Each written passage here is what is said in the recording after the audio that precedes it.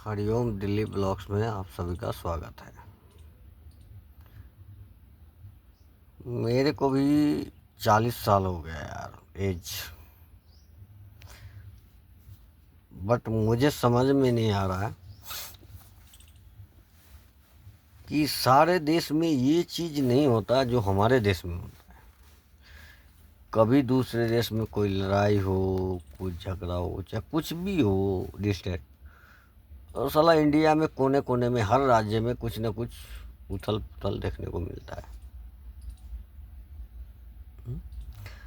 अब वहाँ इजराइल में क्या हो रहा है, ईरान में क्या हो रहा है, अमेरिका क्या किया, इजराइल क्या किया, नहीं किया, हमारे देश की पॉलिटिशियन नेता क्या कर रहे हैं, नहीं कर रहे हैं, वो हमको समझना चाहिए। मोदी जी गए, इजराइल के नेतन्याहू से मिले, सब कुछ। अब विपक्षी लोग भी सब कुछ आवाज़ उठाने लगे कि ये मिला इसलिए हमला हो गया। मैं एक ही बात जानता हूँ, मेरे को भी भाई 40 साल हो गए, तो थोड़ा बहुत तो देखते देखते ये सब चीज़ दिमाग में आ ही जाता है कि ये जो मुस्लिम लोग यहाँ पे जो ऐसे करते हैं, उसको ऐसा नहीं करना चाहिए। इसलिए नहीं करना चाहिए कि आप ऐसा करोगे तो आप यदि सोच में ये लगा के बैठे हो कि मैं ऐसा करके फिर से हिंदुस्तान में सोचूंगा कि एक और पाकिस्तान बन जाए, तो ऐसा तो संभव है नहीं। क्योंकि अब 70 साल में जो था, जो किया, वो आप लोगों ने कर लिया, ले लिया सब कुछ। पता नहीं 70 साल से पहले की बात है, जो भी है अलग अलग कर करके पता नहीं। वो खान सर भी बताते कि 57 मुस्लिम देश आपने बना लिया। तो अब तो वैसा होगा नहीं, क्योंकि ये हमारे सब कुछ गीता में, रामायण में सब कुछ लिखा हुआ है। ठीक है कि जब जब विपत्ति आएगी तो भगवान किसी न किसी रूप में पैदा हो जाते हैं। तो हमारे देश में अब भगवान वाकई में पैदा हो चुके हैं। ठीक है, और हम उतना पढ़े लिखे नहीं है भैया, तो हम तो बता नहीं सकते। तो मैं तो भगवान ही मानता हूँ।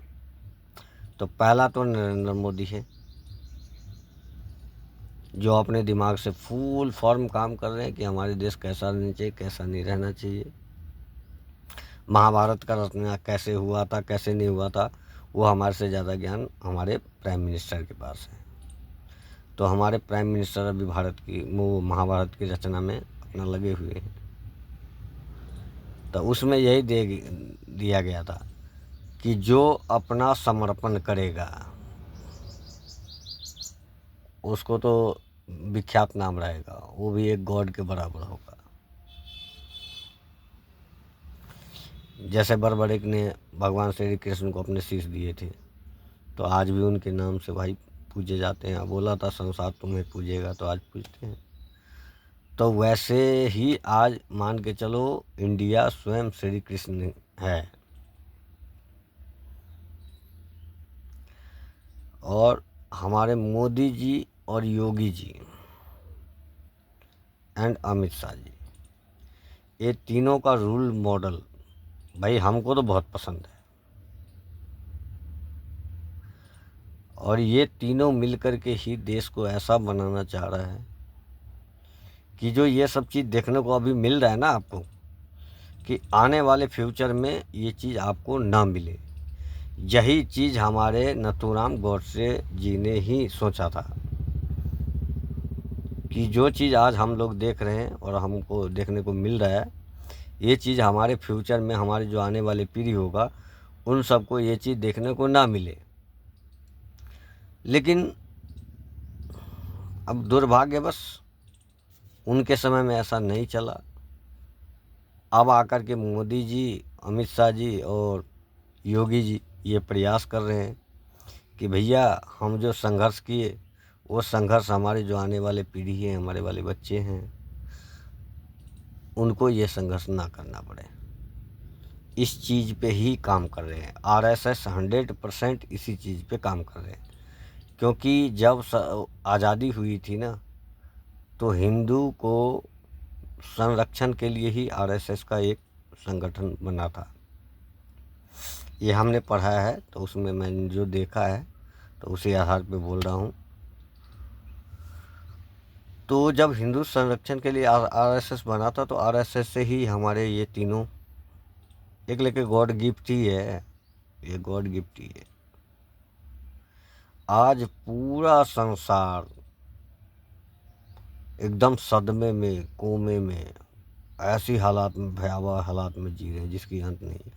और हम बताइए, हम जहाँ भी बैठे हैं आराम से ऐश मौज, त्यौहार, दिवाली, होली सब मना रहे हैं, और उसके बावजूद भी हम सरकार को कोस रहे हैं। तो ऐसा नहीं होना चाहिए। हमारे को किसी से भी दिक्कत नहीं, किसी से भी परेशानी नहीं है। लेकिन यहाँ के जो भी रहते हैं, हिंदू हो, मुसलमान हो, सिख हो, ईसाई हो, जितने भी हैं हम धर्म के आदमी हैं, सबको यही सोचना चाहिए कि हम जिस देश में रहते हैं हम उसी देश का गुणगान करें। क्योंकि मेरे एक आध दो वीडियो पहले भी मैंने डाला हुआ है, वायरल हो रखा वो फेसबुक पे। हम किसी भी कंट्री का, मैं एक ड्राइवर आदमी हूँ, हर कंट्री के आदमी को भी मैं यही सलाह देता हूँ कि देखो जी, आप चाहे जैसा भी बोलो, हमको उससे प्रॉब्लम नहीं है, पर सबसे पहले मेरी कंट्री फर्स्ट। मैं अपना देश सबसे पहले चाहूँगा। मेरे देश के खिलाफ यदि कोई बोलोगे तो फिर मेरे लिए आप कुछ भी नहीं हो। हाँ, बाकी आप मेहमान हो, फुल्ली स्वागत करूँगा, सब कुछ करूँगा, अच्छे रिस्पेक्ट करूँगा। ये वीडियो मैंने पहले भी डाला था और आज भी वही बात बोल रहा हूँ। हाँ, लेकिन मेरे देश के प्रति यदि कोई आदमी कोई खिलाफ बोलेगा तो मैं बर्दाश्त नहीं करूँगा। ये मेरी पर्सनल थिंक। तो अभी जो हमारे देश का जो हालात, जो स्टेटमेंट, जो भी है, डिस्टेट जो भी है, वो हमारा देश बहुत अच्छा है, बहुत बढ़िया है। और हमारे देश का लीडर सब भी बहुत बढ़िया है। और सबसे मेन है कि हमारे पूरे देश की prime minister, home minister, and मेरे अपने स्टेट का तो नहीं बोलूँगा क्योंकि मेरा स्टेट बेकार है। स्टेट का तो सीएम एक पैसे का ही नहीं है। हाँ, बट यूपी है स्टेट, वो भी हमारा ही स्टेट है क्योंकि हम इस देश के हैं। तो वहाँ के जो सीएम है योगी जी, मैं उनका धन्यवाद करता हूँ। तो इन सभी बातों को देखते हुए आप लोगों से अनुरोध है कि आप अपने देश के लिए बोलिए, देश के लिए आवाज़ उठाइए। क्योंकि देश, घर, अपनी फैमिली सब सुरक्षित तो आप सुरक्षित, नहीं तो आपका घर ही सुरक्षित नहीं है तो आप कहाँ से सुरक्षित रहेंगे। आज देखिए, आज कहाँ क्या हुआ, कौन कौन देश में क्या हो रहा है, बाकी को पता भी नहीं है। और यहाँ लखनऊ में लोग बाग रोड पे उतर के प्रदर्शन कर रहे हैं। तो ये गलत है।